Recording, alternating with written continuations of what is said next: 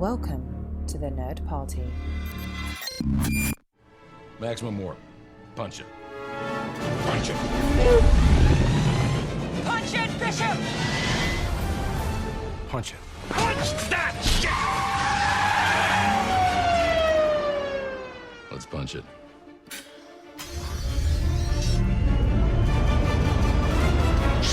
Hello, everybody. Welcome to Punch It, Episode 8. My name is Charlene Schmidt, and with me, as always, is... Tristan Riddell. Tristan, you have been bugging me, and bugging me, and bugging me to take on this listener-suggested topic for at least a good half of this show's life already. Now, granted, we are only up to Episode 8, but that's been at least a month now. So we figured... you know what? Let's just do this thing already. Why don't you tell everybody what the grand topic of the week is? Well, a friend of the show as well as fellow co-host on the Nerd Party Network, John Mills, where you can find his shows, Aggressive Negotiations as well as Great Shot Kid, which are both Star Wars themed, by the way, which is very telling because he came up with this idea. He told me, he's like, Tristan, you and Char need to do this. And you need to do it well. And his idea was, how would you write the second film in a Star Wars franchise if the other films did not exist? So what that means is that we're going back in time, and we're going to 1977. Star Wars by George Lucas just came out, and it's a huge success, and you and I are in the writer's room, and George came up to us and said, Char, Tristan, I want you to write Star Wars 2. Yes, of course. That's absolutely what's going to happen. But in our hypothetical world of Punch It, that is exactly what's going to happen. Now, my reaction was not quite as excited as yours. No. Because I am about to lose some major points on my nerd license here. A lot of points. And I've not necessarily been forthcoming about this. So here we go. Guess what, guys? I don't really like Star Wars that much. Yes, I've seen them. I watched them when I was a kid. But the thing is that was so long ago that I barely remember what happened in those stories whatsoever. I remember only the things that really pop culture has reinforced over the decades since Star Wars became this massive franchise. Yes, I know what stormtroopers are. Yes, I know who Han Solo is and all of that. But to prepare for this podcast, I watched Episode 4 for the first time in... let's say almost 30 years, okay? Correction. You watched the original theatrical edition, so you didn't see Episode 4, you saw Star Wars. Not even Star Wars A New Hope, not even Star Wars Episode 4 A New Hope. You watched Star Wars. You watched the 1977 edition, and that is one of the many reasons why I am super excited about this, because you are such a blank slate. It's true. I am an absolute blank slate. I'm sure that shocks the heck out of a lot of people, but people know that I'm a major Star Trek fan. And just because I have seen Star Wars, I appreciate a lot of sci-fi, but the thing is, I don't think people realize that I don't consume tons of sci-fi. I don't watch everything that is sci-fi, and I'm not necessarily really drawn and into a lot of sci-fi. But the stuff that I do consume, like Star Trek and Babylon 5, I consume voraciously. But yes, I'm an absolute blank slate when it comes to Star Wars, which excites you greatly, which is great because you are much more of a fan, as well as John Mills. Oh, I'm a gigantic Star Wars fan. Huge Star Wars fan. I grew up on it. I was raised on it. My dad's a big Star Wars fan, so he made me a Star Wars fan. Had all the toys. You know, like I was Obi-Wan Kenobi on Halloween. I was Darth Maul on Halloween. I was Luke Skywalker on Halloween. You know, like I did all these characters, and it was just a huge part of my life and still is. And I love talking about it, and I very rarely get to talk about it. And it's because, you know, like we were on a Star Trek network for so long, and now we're on our own network. And so we get to talk about whatever we want. And, you know, like, and I'm also really excited because the week that we're releasing this, like actually the day that we're releasing this is the day that Rogue One opens in the US. And so we are going to be bombarding you with Star Wars on the network this week. And because I'm sure everybody else is going to be, I'm not sure if SETI Alpha 3 is going to be talking Star Wars, but I don't know if that really fits the scope of their podcast. However, I think anything is possible. But yeah, I'm so utterly excited about this. So like, because when I came to you and I said, it was like, hey, let's do this idea. Let's write Star Wars 2. and you said, hey, I'm not that big of a fan of Star Wars, I was like, oh, that's fantastic. That's so great. You know, like, I didn't judge you in the least, because I was just like, that's going to make an amazing episode, because you'll be able to write on the fly and be unburdened by it. But like you said, you know, Star Wars has just been ingrained in our culture. And so, you know, the beats, like, you know what has happened, you know, like in the movies, whether you've seen them or not, just because you're surrounded by it all the time. Yes, some things, very marginal cultural things like the characters, things like lightsabers, stuff that you absolutely cannot avoid. However, the big plot points of pretty much any of the Star Wars movies, I do not know, because they were so long ago when I did watch them. So like Empire Strikes Back, nope. Certainly the newer movies, absolutely not. I watched none of them except for episode 3. I took my father to see that one in the theaters for Father's Day, and I still barely remember what happened with that, and that was 2005. That's how bad my memory is. So I guess, yes, I'm glad you did not judge, because you did find that the blank slate aspect of things is going to be so much fun. I hope I will not disappoint you. But then I'm also very curious to know how you're going to approach this as a long-term fan. I feel in a way you have the greater challenge here, because you have to try to pretend to ignore that you don't know what actually happens. I didn't really think of any plot points, so I was really gonna kind of just go off of you. Like, I was gonna let you kind of initiate certain things. I might help refine or move things, or just kind of guide you in certain directions or anything like that. But I'm gonna try my hardest to go off of your ideas, not my own preconceived notions, or also the own facts that I know, because I've read novels, I've read comic books, I've seen all the movies countless times. I actually, as a kid and sometimes as an adult, if I can't sleep, I will watch Star Wars in my head. And wow. I will try my hardest. It's an exercise that I try quite a bit, where I will try my hardest not to skip a line, not to skip a scene or a shot, and just let it play in my head. And it's a mental exercise that I think is a lot of fun. Wow, and that does help you fall asleep rather than, like, I don't know, I can see how the focus might actually keep you awake, but does it actually help you fall asleep? Sometimes. Wow. Like, I'm not going to say this is a surefire thing, but sometimes, yeah. Some people count sheep. You do Star Wars line by line. I used to do that with Star Trek in my head. I would play scenes of some of my favorite episodes or whatnot. It's just trying to think happy thoughts, yes? Yeah, very much so. Now, okay, so over the weekend, you watched the theatrical version of Star Wars. As we said at the top of the show, not A New Hope, not Episode 4, Star Wars. Yes, thank you for hooking me up with that, by the way. You made sure I got the right one. You're welcome. Now, I want to know, what did you think? Like, so you hadn't seen it since you were a kid, so what did you think? Did you like it? Did you not like it? God. Was it just kind of mediocre? Like, no judgment here. It's all personal preference. What did you think? Okay, I really hope that our listenership does not slam me on Twitter or via email for this. I'm going to be absolutely honest here. You do not have to agree with me whatsoever. I thought it was okay. Just okay? It was just okay. Here's the thing. All right. So I can see how and why Star Wars in 1977 was such a big hit.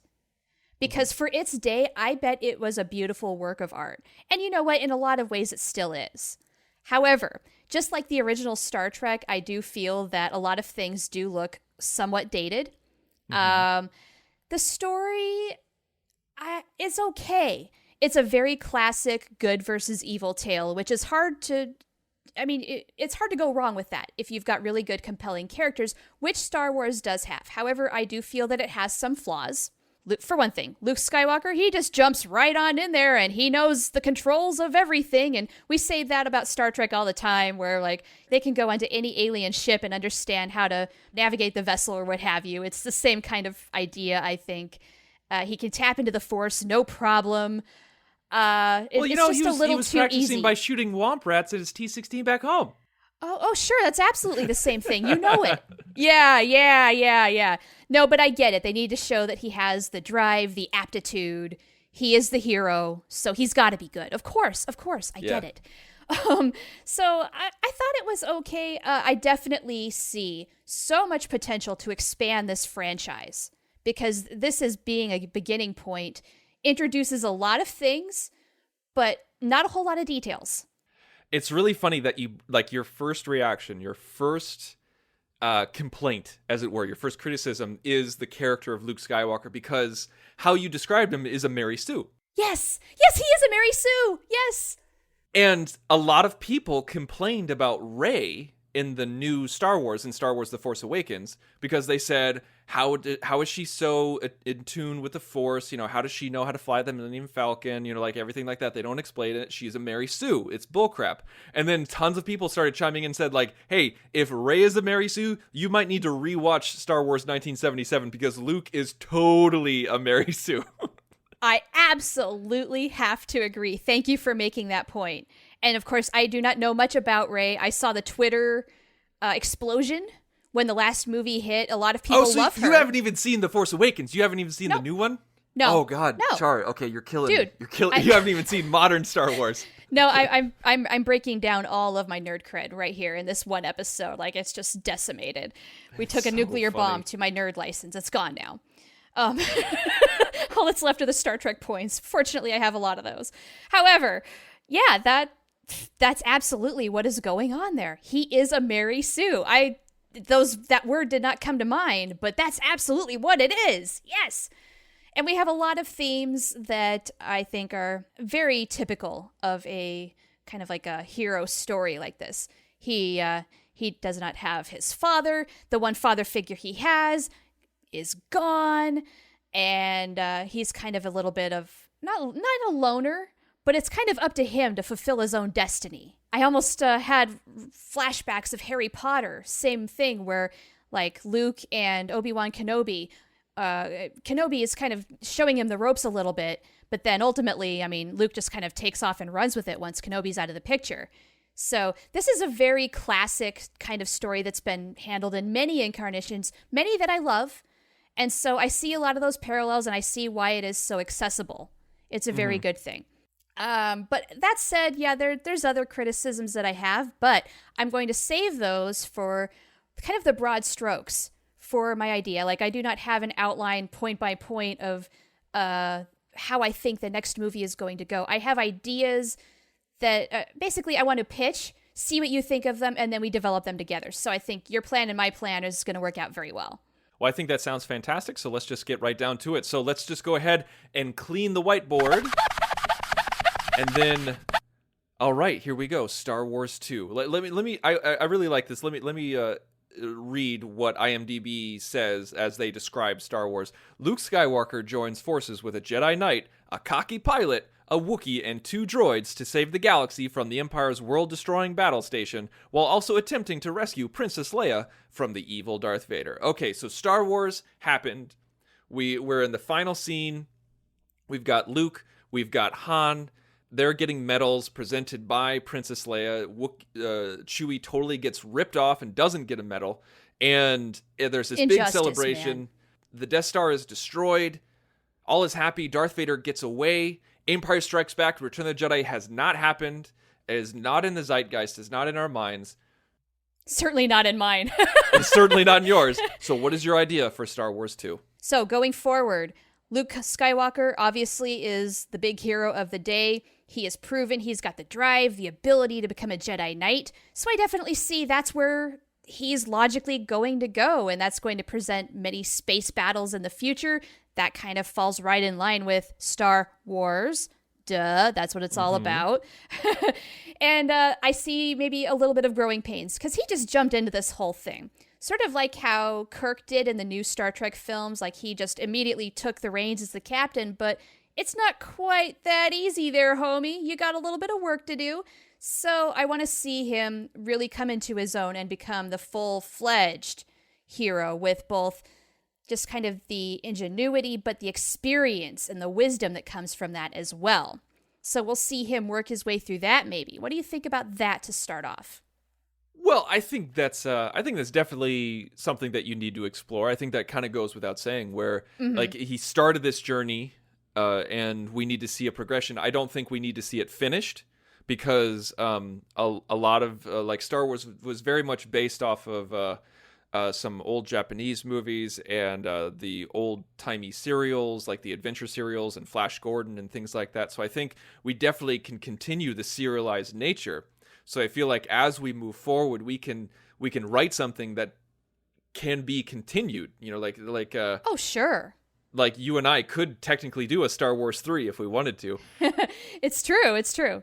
So I think, yeah, let's focus on. So you want Luke to be the focus again. You want Luke to be the protagonist in Star Wars 2. Like you want him to be. Now, do you want the main story to be around Luke and his progression in knighthood, or do you want him to discover that along the way on a separate adventure? I think it's going to tie into one other thing that I have an idea about, and that is, it seems to me the Rebel Alliance, at least in Star Wars, it seems very small compared to the dark side.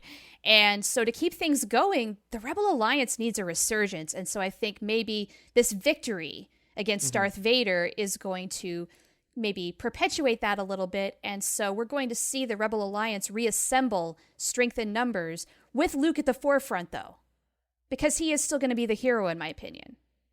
Okay, so when you say that, you just mean that the Rebel Alliance is going to grow. They're going to build off of this victory. They're going to get more people to come in and help their cause. So the Rebel Alliance grows, and you think that Luke is going to be a big part of that.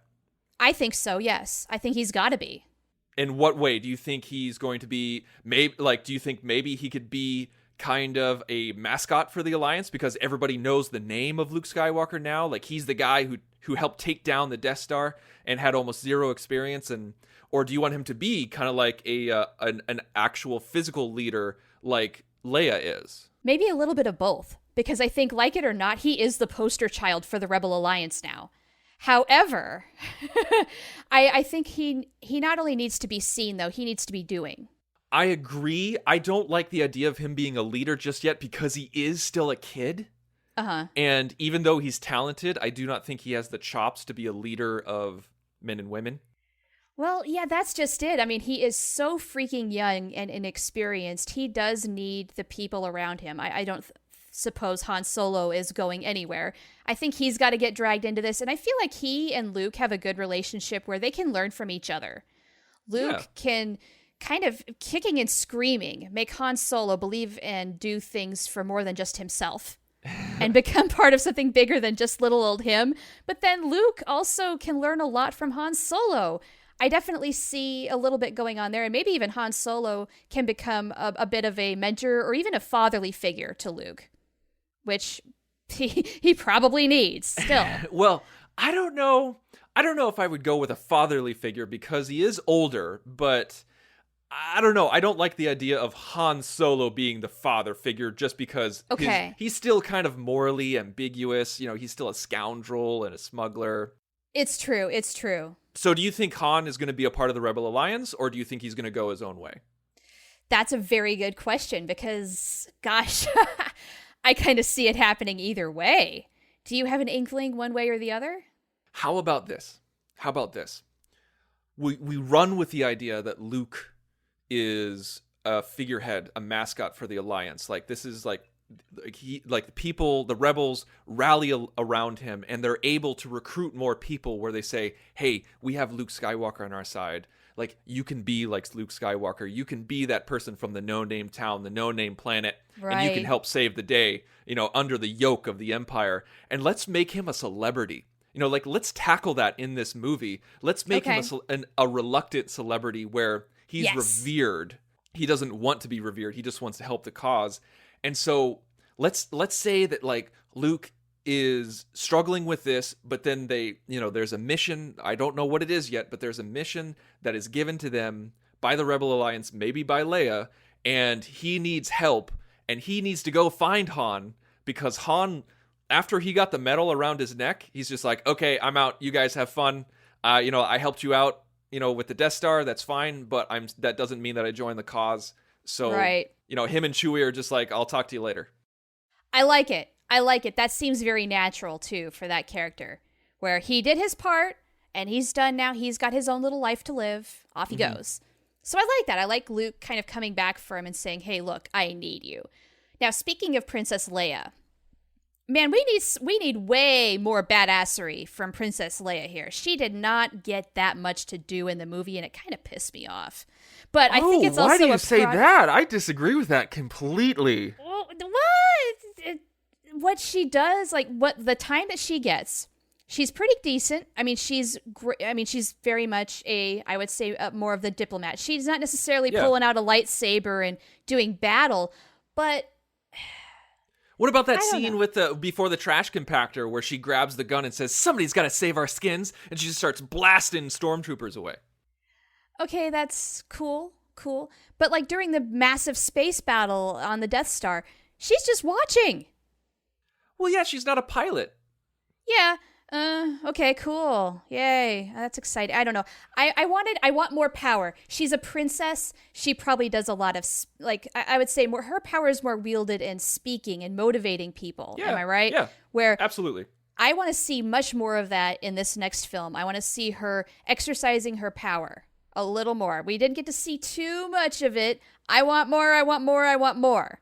Okay, yeah, I'm not let's saying do that. Yeah. I'm not saying Let's physically I focus want on her in battles or anything like that. That's great if she does, but Okay, well that's good because I think Leia's tough. I like her fighting, but at the same time, I like to see her as the leader. Like, I want to see her as the leader, not so much Luke. I want to see Luke as a tool, and I want to see Leia as the wielder almost, where she's like, okay, we need to utilize our resources wisely because we have limited resources, and Luke is a resource, so let's use him. Let's use his celebrity. Let's use his powers, his drive, his ability to rally people.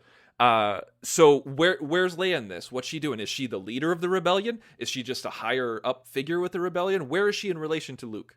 that's a good question. I would say she's got, more, I don't know, political power. I don't know if that's the right word, but she's probably connected to the right figureheads or what have you, the powers that be that ultimately give the orders to people like Luke to make things happen. And that's where she's going to probably come in handy. And also, I see her talking a lot with Luke, maybe about his reluctant celebrity, because I'm sure she has to deal with this somewhat, being a princess. And I could see a scene like, how do you deal with all of these people approaching you all the time? I mean, don't you ever just want some time to yourself? Stuff like that. Okay. So she's kind of a go-between between the two, maybe. Spending time with both sides, but wielding the power. She's maybe persuading Luke to do what he needs to do, persuading the powers that be to do what they need to do. Because, yes, she's very smart, and people do listen to her. One thing I did appreciate in the movie was when she said, look, you listen to me. Mm-hmm. That was the one moment where I'm like, yeah, there's Leia. That's a girl. How about this? Let's go ahead and start the movie. Yeah, okay. I want to start with Luke. Okay, we start with Luke on some unknown planet. All right, he's walking around and the camera is tracking him.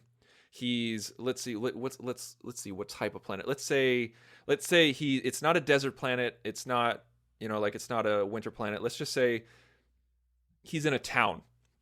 Okay, he's in a small town in the middle of nowhere. He's got a hood up. He's walking around, and we don't know who this person is yet. Mm-hmm. We don't know who this hooded figure is. The camera's tracking him. He's going in and out. We're seeing aliens everywhere. It's not like Mos Eisley. It's much more of like an urban. It's much more like an urban environment, like a downtown Chicago or New York or something like that. Okay. And he's walking around, and then all of a sudden he turns his head, and we're like, oh my God, it's Luke. Once we see that it's Luke, maybe we see R2 behind him.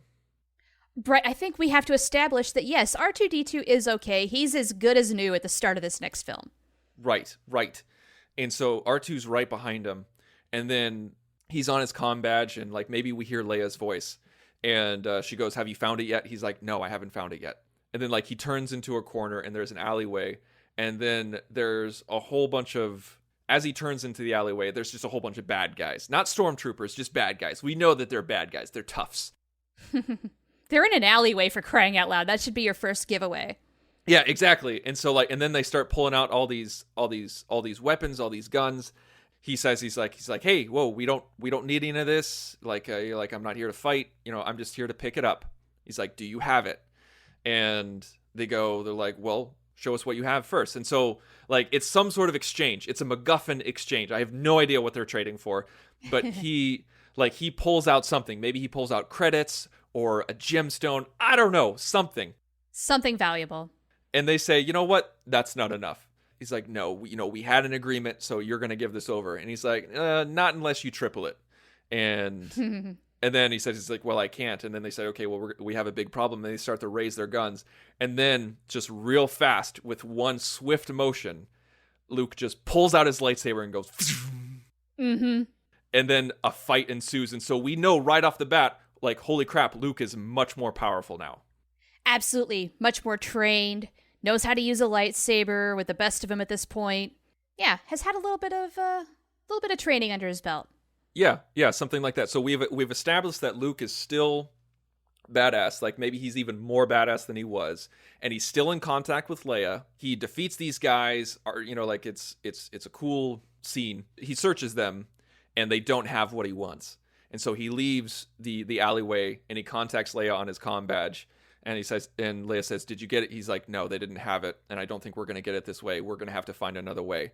And Leia's like, I don't know if we have another way. And he's like, well, we'll find one. And then they go back to HQ headquarters. And that's where Leia tells them, okay, I think we know who we need to go to for help in this. Han Solo. Yeah. And Luke is like, okay, well, we haven't spoken to him in years. How long has it been? I'm thinking like 2 years, 2 or 3 years. What do you think? Damn, that's what I was thinking. 2 years would be just long enough to lose contact with him. So we know that they need to find something. What do they need to find? Here's something that I need to know, maybe as a non-Star Wars fan. I mean, is there sort of a valuable resource that they need to power their ships or something like that? It doesn't matter. All that exists is Star Wars in 1977. It's true. So does it need to be something of political value? Does it need to be something that helps the physical rebellion? Is it if it's something, I might have painted us into a corner, but if it's something that they could hold on their body, maybe it's information, or maybe it's like the location of something. So maybe it's not actually the physical item, but it's the location of said item. Okay. I kind of like the idea of maybe finding something that helps them locate something of valuable use. Now, what that is, I'm not really sure. Maybe it's valuable to Jedi Knights. Maybe it's something essential for training, to excel in training, to amplify it. I don't know. I just ran out of that idea right there. That stopped. Okay, well, let me run with that. Since this is the only thing that exists, Empire Jedi does not exist, none of the books exist, what if it's the location of the first Jedi Temple? Ooh, okay. And the reason why the rebels are interested in it, because it's not just, this can't just be Luke's vendetta. This can't just be Luke's search. Like, it has to tie into the Rebel Alliance as well. So why would the Rebel Alliance need it? Maybe Luke... This is his, because he is on his way, because he's studying as much as he can to become a Jedi, now that Obi-Wan's dead. What if he wants to find out more? Like, there's only so much that he could find out from Obi-Wan's hovel. And so it's his ability to find more people who are Force sensitive to help out the Rebel Alliance, maybe, so they have more Jedi. Yeah, here's the thing, is if there's going to be a resurgence in the Alliance, maybe finding Jedi HQ is going to be kind of like the place to have accelerated training. Like, maybe there's resources they know are there. They're not exactly sure what, but things are going to be there to help all these new recruits become awesome as Jedi Knights more quickly, more efficiently, help them become better, faster, because the tools are there. Ancient knowledge is there. How about that? Something like that. Yeah. The stuff that seems so lost now is all there. They know that it's out there. They have to find it, and they just discovered this piece of information showing the location of where it is. It's going to accelerate everything if they can get to it and find it. I really like this idea, because I like the idea. It's kind of like, I know you didn't really like this either, but it's kind of like with Dune, where you have Paul Muad'Dib, who he's trained by his mother, and then he trains the Fedaykin, or the Fedaykin, he trains 100, and then those hundreds train 1,000. And maybe that's why Luke can't do it on his own. And he's like, we need more knights. We need more people like me if we're going to win this rebellion. But I do not have all the knowledge I need. So let's find the original Jedi Temple where all this ancient knowledge is. And then we can train these people and we'll be a force to be reckoned with the Empire. Yeah, I like it. Luke will get the party started. Doesn't mean he has to finish it. Right. Yes. I like that. Cool. I like that idea. All right. That's pretty awesome. Yeah, I like that. And I like the interaction where maybe Leia is sort of, I don't know, finding where we can get this information. So she's doing her part to help Luke along. I don't know. Something like that. She's finding contacts or something. Yeah, no, I think I like the idea of Luke being the man on the ground. She's the mission leader. And she gets her orders from the people who are running the alliance, but she's a higher up person, but not the higher up person. And so he comes back empty-handed, and then Leia goes, okay, well, we know what we need to do. We need to find Han. Han will have the connections. Han will have the smugglers connections, the seedy underbelly connections that we need in order to find this information. Right. And so maybe Leia reports back to her higher-ups explaining what Luke is off to do, and they are not happy because he's going to be putting himself in some danger, and you're going to seek out that guy? Really? How shabby is this? And so Leia, has to explain why this is going to work and why it's good. And maybe at the same time, they are kind of like... they say they're like, hey, listen, I know that we say, may the force be with you, but is this really a real thing? Is this really going to help us? Is this really what we need to put our effort and resources towards? This could be a myth. You have no idea what you're going to find there. We need Luke doing other things. We need Luke being public and doing the big missions. Right. Yeah, and we need him on the ground or in the air, flying and doing all the grunt work. But yes, and so it's up to Leia to convince them that, yes, this is what they need to be doing. This is, frankly, their best hope for a better outcome overall. We're mixing Dune and The Matrix in here, and we're blending all sorts of different kind of sci-fi together. Did we take the red pill or the blue pill? I'm not sure. I think we took both, and we're seeing colors, and it's awesome. Okay, that explains the hallucinations. Cool. All right. So here's another thing that I think we need to introduce at some point is I want to learn so much more about the droids and the R2s. The impression that I get is that they are basically sort of like servants to humanoids. They have owners. They are loyal to them.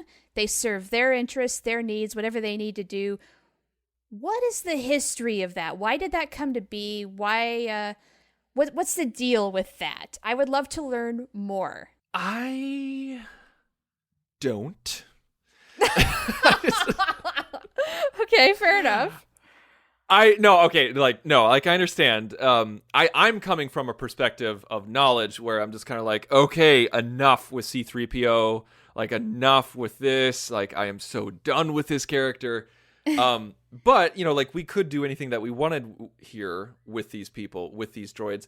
I think we could save that for later, though. Okay, do you mean later in this feature or the next movie? I don't know. I want to say the next movie. Okay. Because if we're going to have Luke on some sort of self-discovery, do we have room to put droids on another self-discovery mission? This is true. It might be too much. I don't know. Let's just keep playing and see what happens. But I wanted to throw that out there just because there really seems to be some sort of story you could tell there, for sure. Yeah, I think so too. And I think we can make it even better than what has been laid out. And I say what we need to do is, because what was so powerful with the first movie was definitely Han and Luke and Leia together. And Leia finally gets the permission, from the High Council. She goes down to Luke and says, okay, we're a go. Let's go find Han. Let's get him on board. Let's say we need his help so that we can find this artifact or this whatever. And Luke's like, I don't know if he's going to listen to me. You might need to come with me. Yes, she's got to come with. And I think she'd be all about it. Yeah, she wants to go. She wants to get out of that stuffy boardroom or whatever she's in. Maybe she says something like that. She's like, okay, I've been behind the scenes for too long. I want to come with you. Yeah, I'll come with you. I'll help convince him. Do you think...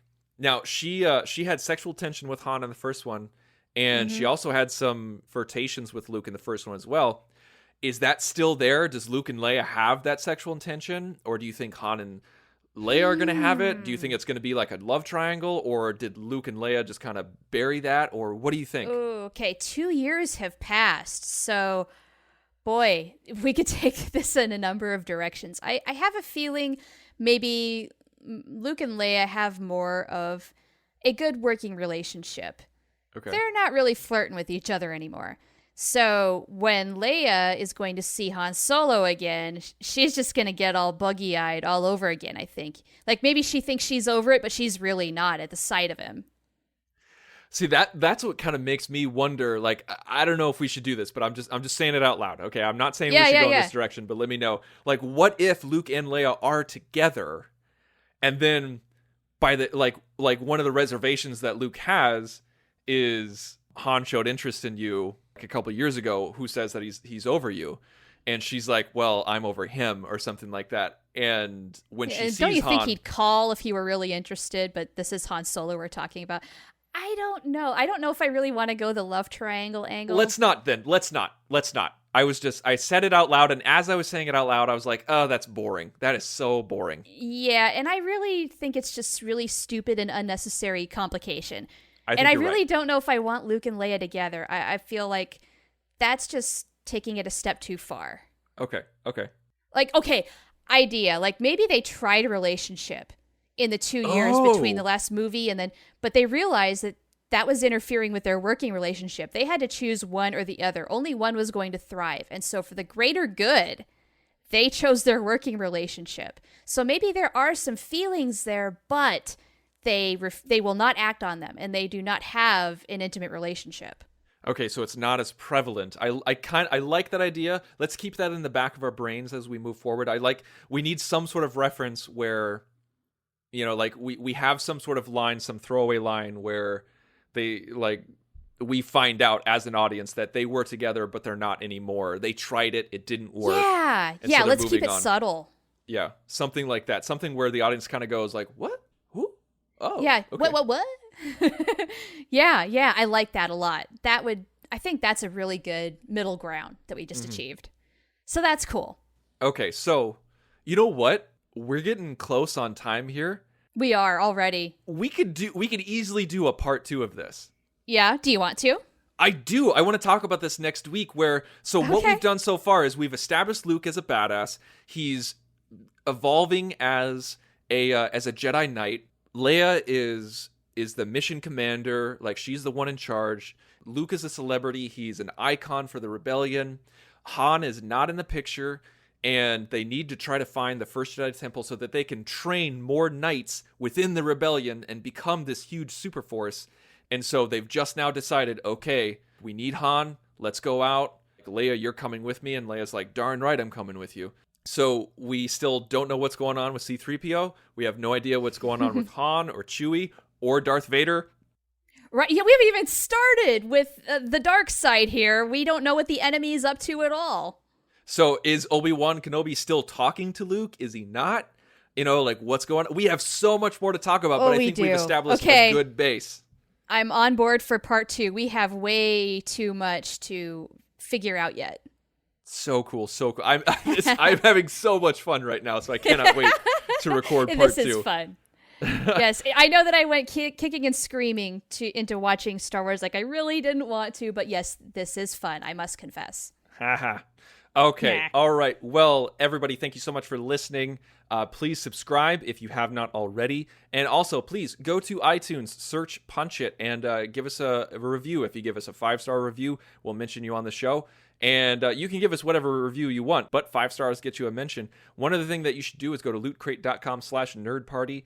And from there, you can subscribe to a Geek Box subscription service, and you'll get tons of great stuff. We're talking Funko Pops, comic books, action figures, t-shirts, some of these things are exclusive to Loot Crate, and this is a great time this holiday season to give somebody a gift subscription, go to lootcrate.com/nerdparty, enter in code nerdparty at checkout. This is very important, and you'll save even more money off of the already discounted price.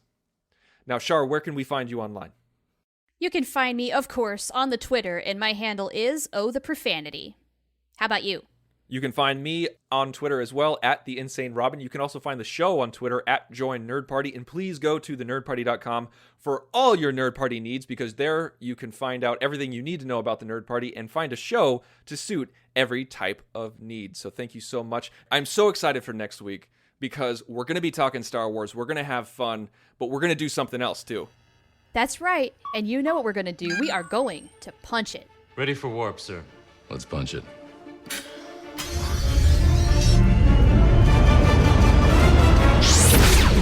Join the revolution. Join the Nerd Party.